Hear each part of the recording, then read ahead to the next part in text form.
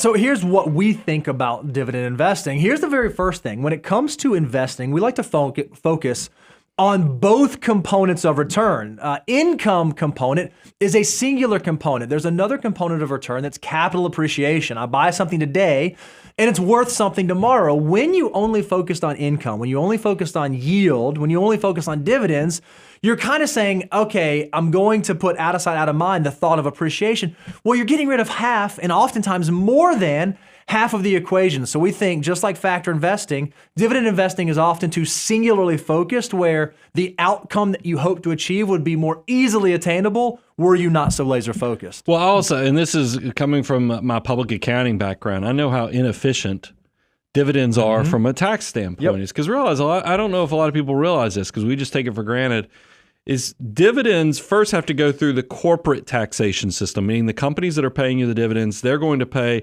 the payments they give you as a dividend is after they've already paid income tax on it. It's not like they got a deduction for giving you this dividend. And then you as the individual, when you receive the dividend, you will also then pay income tax on that money that comes in, assuming it's in a after-tax account. Now, look, the government's tried to mitigate this a little bit because, the corporate tax rates have come down with the legislation back in 2018, the 2018 tax reform. We also have seen historically that dividends are taxed at a lower rate. And we all think that that's great. And it's, once again, another benefit to the investor class. But really, I think it's a matter of trying to lower the bar of the double taxation that's occurring when companies are paying taxes on the distribution, and then the individual is paying taxes when they receive it in their taxable accounts. This is not tax efficient. It's not tax efficient at all. And then another thing, and we talked a lot about this in pre-show prep, Brian, is that companies that pay dividends are in essence making a decision about how they want to approach capital allocation. And they are deciding that this money could be better utilized going back out to shareholders than we, the company, keeping the dollars and reinvesting. And you had an interesting take on this and some interesting thoughts around, is that a good sign for a company or a bad sign of a company, or it could go either way? Well, there's two things. If you were thinking of hanging up pictures on your wall of great innovators, great investors, two people you want to think about is like Warren Buffett. Yep. Warren Buffett does not like dividends. I'll just go, if you want to know, go look up the dividend history of Berkshire Hathaway. He does not like paying dividends. Well, he does. He does. It doesn't. It's not part of it, because I think Warren would say, I am much better if you give me the money and let me allocate where that money goes. I'm going to be better than the government. I'm going to be better than you, the individual. I would rather keep this money for purpose. And that's a great segue into the next thing. I look around the room, and then I took it out of my pocket because I don't like to have it. But I start thinking about a company like Apple. And we all know the history of Apple. So, Apple was founded by the two Steves. You got Wozniak, you got Jobs, Steve Jobs. And then Steve Jobs gets kind of run out. And I think it's so interesting that if you look at from 1987 to 1995, Apple paid a dividend. And during that period of time, the stock actually went up 108.6%, or about 9.63%. Not too bad. Annualized. That sounds pretty good. But that sounds great on an annualized basis. But we all know Apple was struggling. And so much so that they looked around, they go, oh my goodness, we have gotten ourselves in a pickle here. Can we bring back the guy that kind of brought the magic? And so they brought Steve Jobs back into the equation in 1997. And I think it's so interesting that if you look, because they had to suspend the dividend in 1995 just because the company, from a financial standpoint, just couldn't support it.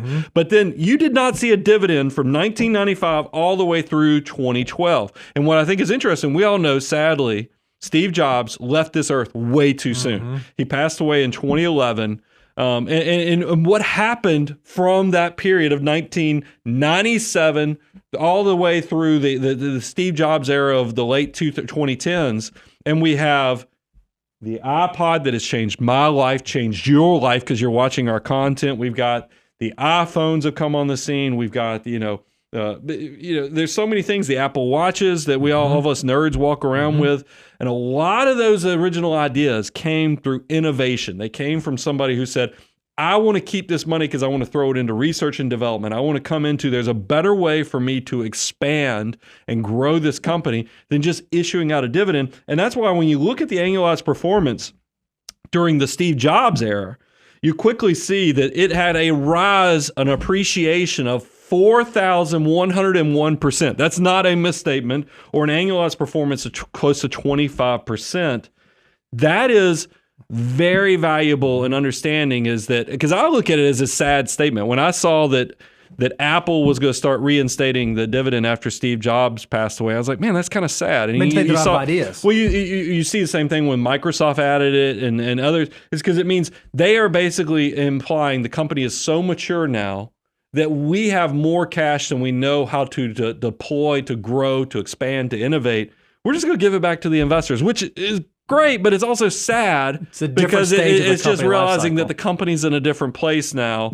And that's why you don't see companies like the Teslas and the others that are still in that innovation phase. They're keeping the money because the money's a resource that's going to fund the next expansion phase. You actually said something also that's another sort of problem or issue with dividend investing, is that it can be unreliable. Imagine if you were someone who was investing in Apple because you wanted the dividend and you needed to count on that for the income, and then all of a sudden the company changes policy and they just stop paying it out, or they reduce the dividend, and now you're thinking, oh man, okay, well, where's my income going to come from? Where's my cash flow going to come from? Just because a company is paying a dividend does not mean that the company will continue to pay a dividend. It does not mean that the company will increase that dividend. So it's not something that is set in stone. So if you're banking your entire retirement on dividend income to be coming to you, you might be taking more of a risk than you recognize. And that's another point that you brought up. Well, it can lead to overconcentration. I can tell you I had so many meetings with families where great-grandma bought Coca-Cola, or so great-granddad was on the board of some new bank that's started in the community, and they start paying these huge dividends that the whole family is just taking this cash every year, and they're assuming that this will be their retirement. And then you know the rest of the story. I mean, we're right now dealing with a banking volatility play. And so anybody who was excited about all the income or dividends and the yield that they're getting from those type of perceived safe investments right now are feeling like the carpet was pulled out from underneath them. So just be careful, because that concentration, it's like all sins and all things, is it's something that can be a good thing. In too much concentration actually takes away from your overall health and success, and actually can be a detriment to you. And I feel like the same thing happens kind of with dividend investing to a degree. And when we think about, you had already mentioned, there are these two components of return. There's the income component and the capital appreciation component. Because you may be singularly focused, there's a good chance that dividend stocks may not just outperform the overall market. If you look at dividend payers of the S&P 500 from 1973 to 2021, just the companies that pay dividends, they've annualized about 9.6%, which again, very strong. That's a really solid rate of return.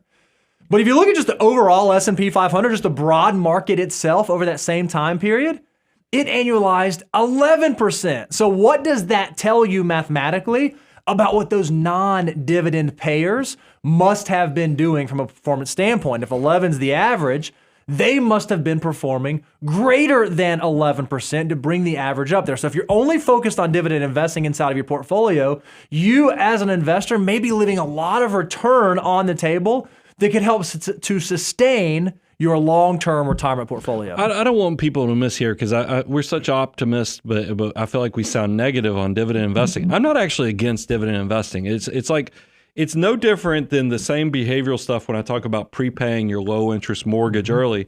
It's a time and place type discussion. Is that I think if you're a person who's quickly approaching retirement, or even in that phase of retirement, yield is important, because you are trying to create income and other things to cover your living expenses. What I get frustrated with is young folks who are in the be wealthy phase of their life, or create wealth phase of their life, and they're focusing on something like dividends prematurely, and they're losing the plot in that aspect. That's what I want to kind of draw light with this discussion, is that this, once again, is another tool that you will find very useful in the crafting of your entire asset allocation. But don't get so excited about this newfound thing or this new tool that you have that everything feels like it needs to either be screwed in with the bit or hammered in if it's a nail, because we find out there's a lot of different uses that you want to have access to it all within your investment toolbox.